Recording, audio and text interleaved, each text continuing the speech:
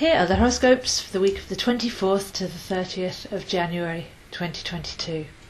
We've got some quite profound energy going on all through the week, and we begin the week with Mars moving into Capricorn on Tuesday. So what we're going to start to feel here is a burst of energy, a desire to put some intentions and resolutions into practice and to apply ourselves to something of great meaning and worth, build a great work and leave a legacy. So there's some energy coming in later in the week that will have us revising that, and we are also in a Mercury retrograde, so best not to put too solid plans into action, but feel the decisiveness of this energy come in, the desire to act, the passion, the excitement that we've been led inwards during this great slowdown to recalibrate the very essence of where we're coming from and what we care about. But because the changes are coming in, best just to observe that at the beginning of the week. And the changes that we can make are attitude, really, because Capricorn likes to have its tradition and structure, but Mars will come in and blast away any of that that's too restrictive. So we could start the week by having a look at if we've got any programming regarding having to work hard, survival, not giving our energy to what we love, but giving it to practical concerns, because that's the way that we've been brought up. That's what we've been told we have to do. So have a look at your shoulds and your have-tos. Responsibility, being obligated. Just the very concept of work in itself, really, because it's where you sell your energy for money, your time and energy. And we're being shown in this particular era how to get out of that survival mentality and to start to value time and energy and where we place it. And respect ourselves, really, our time, our energy, our talent, to bring some dignity back into life. Not running around trying to please other people or trying to do things just because they've always been done that way, but putting yourself second. And really on a bigger scale, we're learning how to be our own authority. So very empowered energy there, but stay at the source.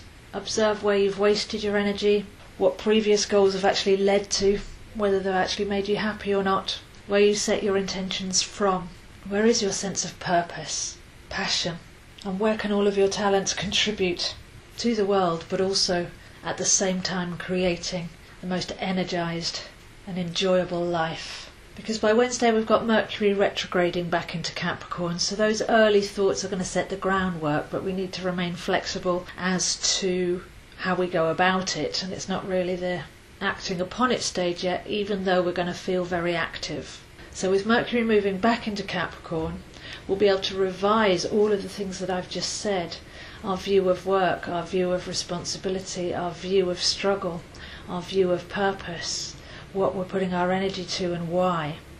All of that gets a nice revisal, as Mercury will always help us change our mind and stop us heading off in the wrong direction. So Capricorn, sense of deep value and authenticity, dignity and respect.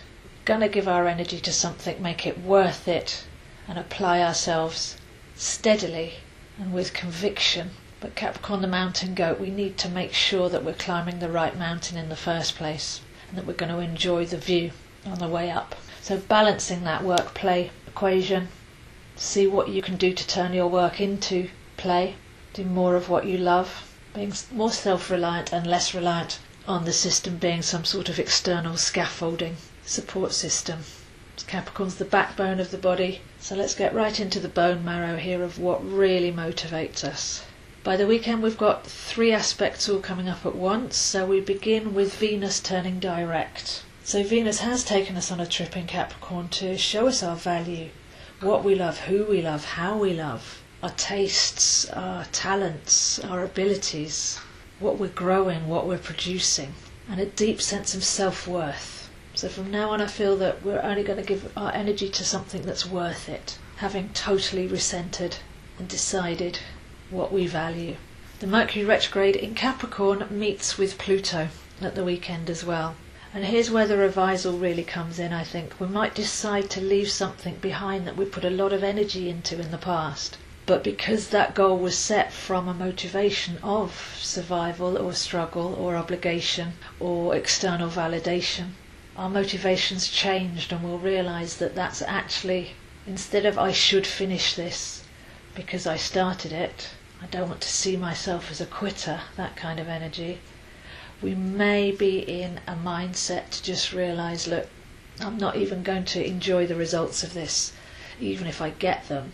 Because I've gone on this journey through the winter to really get to my passion and excitement, then maybe just leave that project to the side, or let go of it, and take some of the work with you that you've done, but maybe apply it in a different direction.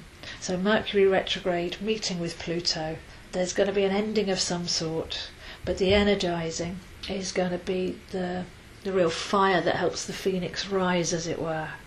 So I think we can lighten our load, can make things a lot easier. We can come from the centre outwards rather than the view of trying to climb up somewhere. And there's a great healing aspect to all of this as well, because once we decide to put our energy on a daily basis into things that we love and we feel purposeful about, then our whole series of bodies, mental, emotional, physical, can all relax because that energy is going where it's wanted, rather than that view of giving our energy away and being tired by the end of the week. And on top of that, we've got the Sun coming up to square Uranus. So the Sun in Aquarius square Uranus in Taurus. Aquarius is ruled by Uranus here. So there's a real unconditional love aspect that we've been having with these squares to Uranus. But I feel with what's gone on already in this week, the unconditioning is to get rid of conditions, to be able to love yourself enough that you give yourself the gift of the best use of your energy every day. More simplicity, more creativity, more sovereign prioritising, more soulful intentions, and more vibrational contribution. So this square, although it brings a challenge, as all squares do, the challenge is probably giving yourself permission to live your life from the heart in the present moment, according to what you love, according to your own values, and let go of some of that guilt or striving that has kept us constantly giving out to goals and projects that aren't worth our energy and attention. So altogether we're going to start to feel a lot more activated this week. There's still a bit of inner work to do to get to the centre of motivation, really. That's the key word. Why am I doing this? Taking control back of our own lives, choosing and prioritising what we do, when and why. So if you'd like to see where this is happening for you, I am available online for chart readings, lessons and coaching. If you'd like some help finding those blocks so we can dissolve them, then do contact me, zoeastro7@gmail.com. These videos are on my YouTube channel, Zoeastro, with videos about the planets, the signs, and a whole series about transcending the negative mind. I post on Facebook at AstroZo, Instagram at zoehind7, but if you'd like to contact me, email is always the best way, as I don't check those formats very often. So enjoy this week of deep recalibration as we start to feel the pulse return to the world, a sense of excitement and action and celebration pulsing through our veins. And this whole week is taking us right to the centre, so that what we do come out and give our energy to will really reap the greatest personal rewards. So those are the horoscopes for this week, and I'll see you next week.